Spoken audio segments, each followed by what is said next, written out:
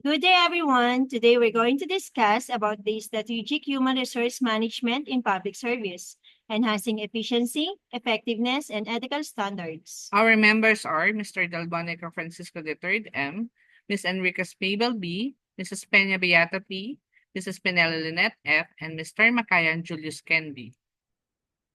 The background of the study, increasing demands. Public service organizations face growing pressures for transparency, accountability, and high performance. Traditional HR limitations.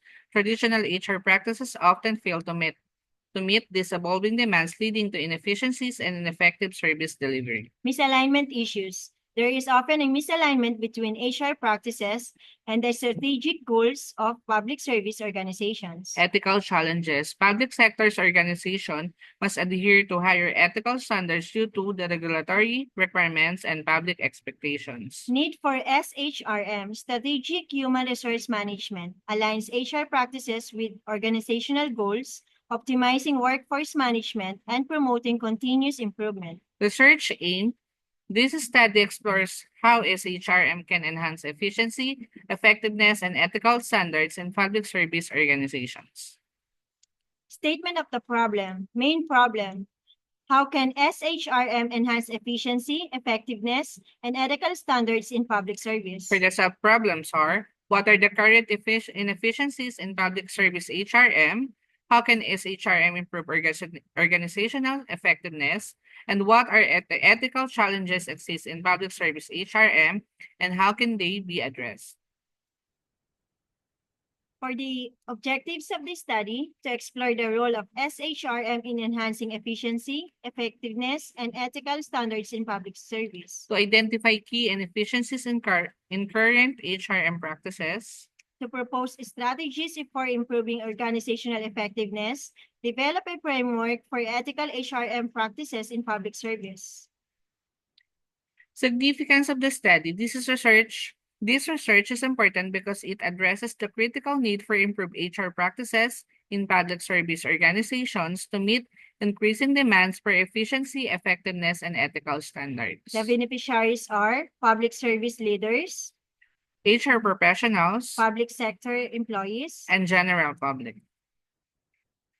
The scope and limitation. For the scope, focus on public service organizations, examinations of SHRM practices and their impact on efficiency, effectiveness, and ethics. And for the limitations, limited to specific case studies or regions, potential biases in data collection and analysis. Review of literature matrix. Overview of existing research. A review of existing literature reveals that while there is a substantial research on HRM in the private sector, the studies focusing on public sector are limited. Key themes in the literature include the importance of merit-based recruitment, the need for continuous professional development, and the role of ethical governance in building public trust. Review of literature matrix. We have the merit-based recruitment, the professional development, the ethical governance. Okay, here's the sample conceptual framework hypothesis. For the figure 1, conceptual framework of SHRM in public service. The proposed conceptual framework aims to illustrate the relationship between strategic human resource management practices and their impacts on efficiencies, effectiveness, and ethical standards in public service. The framework is designed to support the research objectives by identifying key variables, their intersections, and the outcomes of these relationships. Conceptual framework, hypothesis 1, statement. Implementing merit-based recruitment practices in public service organizations will lead to higher employee performance and job satisfaction. Rationale. Merit-based recruitment ensures that the most qualified candidates are selected, which can enhance overall organizational performance and employee morale. For the hypothesis number 2, statement, continuous professional development program in public service organizations will improve employee skills and competencies, leading to increased organizational effectiveness. Rationale, Ongoing training and development help employees stay updated with the latest skills and knowledge which can improve their job performance and contribute to the organization's goals. For hypothesis number 3, statement, establishing a robust ethical governance framework in public service organizations will enhance transparency, accountability, and public trust. Rationale, ethical governance practices promote integrity and accountability, which can build public confidence in the organization and its services.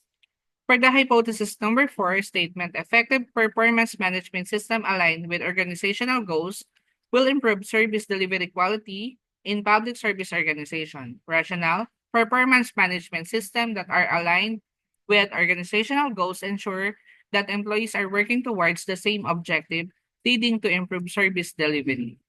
For hypothesis number 5, statement, employee engagement initiatives in public service organizations will lead to higher stakeholder satisfaction. Rationale, engaged employees are more likely to be motivated and committed to their work, which can result in higher satisfaction among stakeholders. For the last hypothesis, statement implementing best practices in SHRM will address inefficiencies in current HRM practices and enhance overall HRM effectiveness. The rationale, best practices is in SHRM can streamline processes, improve communication, and ensure that HRM practices are aligned with organizational goals. For research methodology, the research will adopt a mixed methods approach, incorporating both quantitative and qualitative data and analysis techniques.